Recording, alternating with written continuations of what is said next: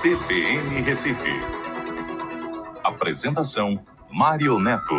Às 9h10, voltamos com os destaques desta quinta-feira, que serão analisados pelos convidados. Estamos ao vivo na frequência em 105,7 FM, na frequência do seu rádio, e no canal da CBN Recife no YouTube. Com os convidados, Arthur Leandro, cientista político, professor da Universidade Federal de Pernambuco, e o economista Écio Costa, também professor da UFPE. Arthur, bom dia. Bom dia, Mário. Bom dia, Écio. Bom dia a todos os ouvintes da CBN. É um prazer estar com vocês novamente. Bom dia. Bom dia, Mário. Bom dia, Arthur. Bom dia aos ouvintes da CBN que estão nos acompanhando. Nós lembramos aos nossos debatedores que a Rede CBN daqui a pouco vai entrar em rede para acompanhar o pronunciamento do Jair Bolsonaro, né? 13 minutos ele vai falar, ele vai ser o sexto a falar, e próximo à fala do Bolsonaro a rede se forma e a gente interrompe esse debate aqui. Mas vamos começar, inclusive com este assunto, né? A cúpula do clima, que tem o Brasil hoje chegando sob cobrança, sob descrédito dos líderes mundiais, além da acusação de desmonte da infraestrutura de proteção ao meio ambiente no país. Arthur Leandro. É verdade, o ambiente ele é desfavorável ao Estado brasileiro, não apenas no tocante à política ambiental, né, as ações promovidas pelo governo Bolsonaro desde o início do mandato, ou seja, no começo de 2019, mas também pelo conjunto da obra, né? O Brasil demonstra hoje uma dificuldade muito séria de enfrentar o problema da pandemia, e a dificuldade administrativa no tocante ao enfrentamento da crise sanitária, ele ajuda a comprometer a credibilidade do país no cenário internacional. Junte-se a isso o fato de que os indicadores macroeconômicos do país eles são um péssimo cartão de visita, né? O Brasil enfrenta uma crise séria do ponto de vista da saúde de suas finanças públicas, o que também sinaliza com a incapacidade, a dificuldade do governo de administrar o interesse público, e a grande tônica do ponto de vista do interesse brasileiro vai ser exatamente a ação deliberada da pasta do meio ambiente no sentido de desmantelar o aparato de proteção ambiental. Né? Há inclusive a declaração que hoje faz um ano, a declaração do ministro, que o objetivo do governo, a oportunidade de se fazer para o governo passar a boiada, foi a expressão que foi utilizada, o nosso ouvinte deve lembrar, que indicava exatamente a retirada ou a flexibilização daquelas regras que impediam a ocupação de área de reserva ambiental, a ocupação de terra indígena, a questão relativa ao uso de agrotóxico na lavoura brasileira. Então, esse ambiente ele é o que se configura e deve ser desfavorável para o Brasil. Do ponto de vista do pronunciamento do presidente, não deve haver grande problema, menos por um talento especial do presidente, mas mais pelo fato de que a fala do presidente ela é normalmente protocolar, né? É uma fala que deve indicar, ele deve trazer algo dizendo que o Brasil tem respeitado, que está se esforçando no sentido de proteger o meio ambiente, deve cumprir os acordos, etc.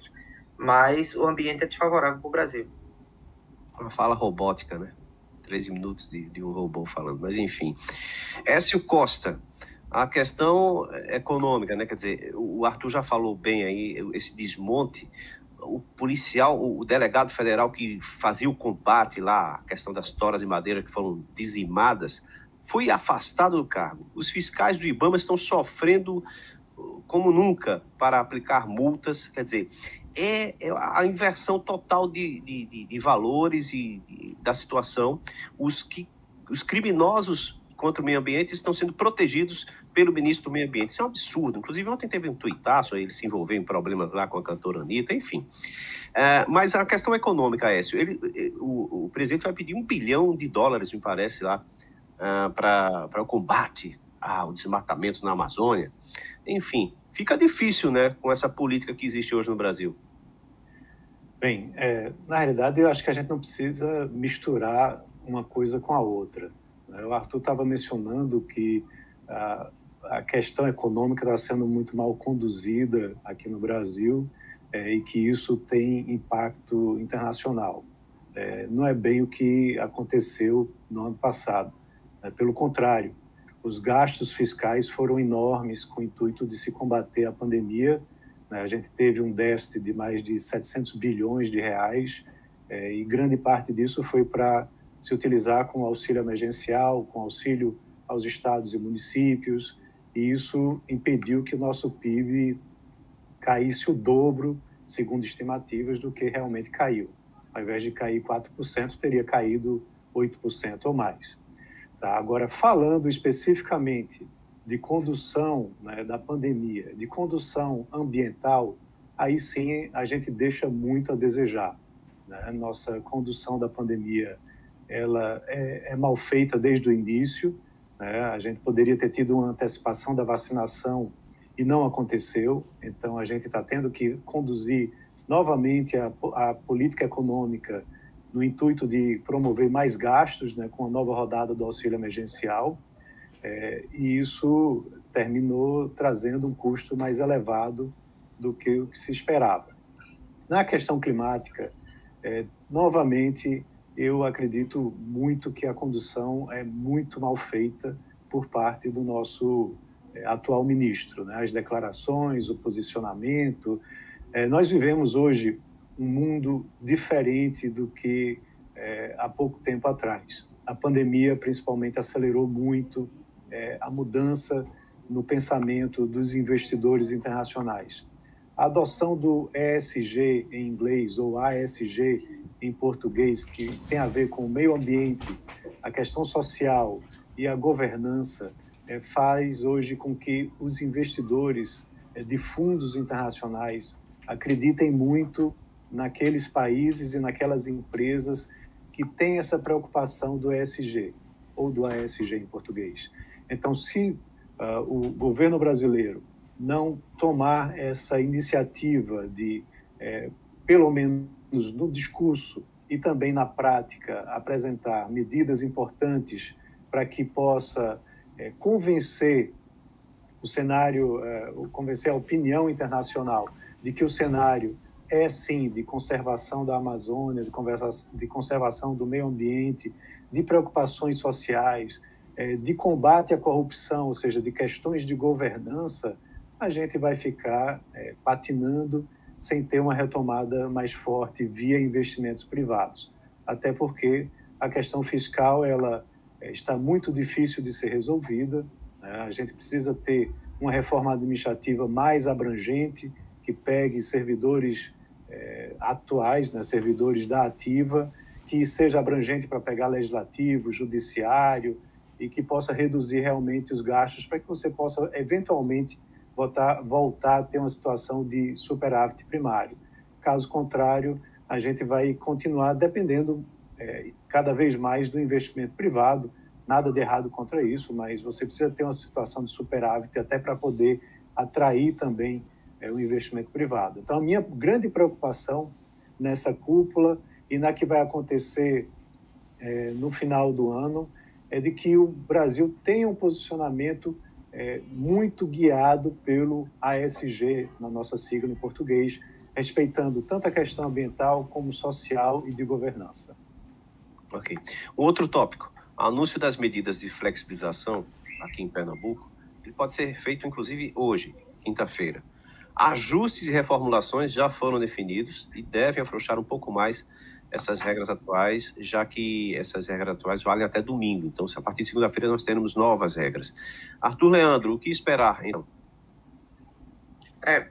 A flexibilização ela deve ser realizada, né? Novas medidas devem ser tomadas no sentido da flexibilização, sem que tenhamos uma redução, uma melhoria efetiva do ponto de vista dos indicadores sanitários, né? A gente sabe que existe um delay, existe um atraso entre o momento da adoção de medidas de restrição da atividade econômica, da restrição de circulação de pessoas e a verificação desse resultado nos números de contaminações e óbitos pelo Covid. Mas o fato é que nós estamos num platô elevado, né, do ponto de vista das vítimas fatais e dos casos de síndrome respiratória aguda grave, e o governo ele deve promover ações de flexibilização. Eu consegui levantar aqui que existe uma pressão, principalmente do ponto de vista do comércio, atividade na praia, comércio varejista, enfim, existe uma pressão nesse sentido que é compreensível, mas o governo se movimenta com risco, né? Porque nós ainda não conseguimos observar a melhoria geral nos indicadores da pandemia. Uhum. Écio Costa, além do que Arthur colocou, me parece que também tem a questão da Brasel, né? A questão da flexibilização dos horários de bares e restaurantes, enfim. Como esperar essas novas medidas a partir de segunda-feira? Afrouxa um pouco mais realmente? Eu acredito que a tendência é essa, Mário. A gente está passando por um momento de reabertura gradual, né? O governo do estado vai monitorando o número de casos, de ocupações em leitos de UTI, a questão da mortalidade também, mas passamos por um momento mais difícil, até o governo surpreendeu de certa forma, porque a expectativa era que nessa última rodada a gente tivesse mais aperto, né, nas medidas, e houve um afrouxamento, e de certa forma acredito que tenha sido uma decisão bem tomada, porque você vai olhar os números e eles não apresentaram um repique. Pelo contrário, eles estão mostrando uma certa estabilidade e até uma leve tendência de queda. Então, você poder ampliar horários talvez traga um benefício porque reduz a aglomeração. E esse é o grande problema que a gente tem, por exemplo, no transporte público. Quando você limita os horários de circulação de pessoas em bares, restaurantes, shopping centers, mercados, você termina aglomerando mais, né, as pessoas no transporte público e nos próprios estabelecimentos. Então, quando você consegue ampliar o horário, isso termina ajudando para que distancie mais, né, a permanência, através de uma maior permanência, né, de um maior horário, distancie mais o uso desses equipamentos por parte da população.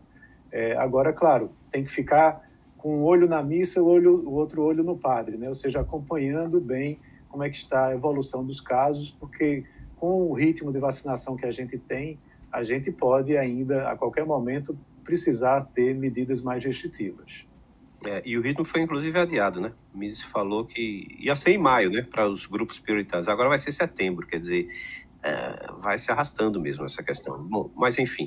Um outro assunto, o projeto de lei de diretrizes orçamentárias de 2021, que foi sancionado ontem, com veto, e publicado no Diário Oficial da União. Ele abriu caminho para a reedição daquela medida provisória, né, de benefício emergencial para a manutenção do emprego e renda, a limitação ali de salários, de jornada, suspensão, enfim. E isso pode ser anunciado amanhã, pelo menos essa é a expectativa do setor empresarial. Arthur Leandro, esse novo bem, como é chamado, né, chega na hora boa, politicamente falando?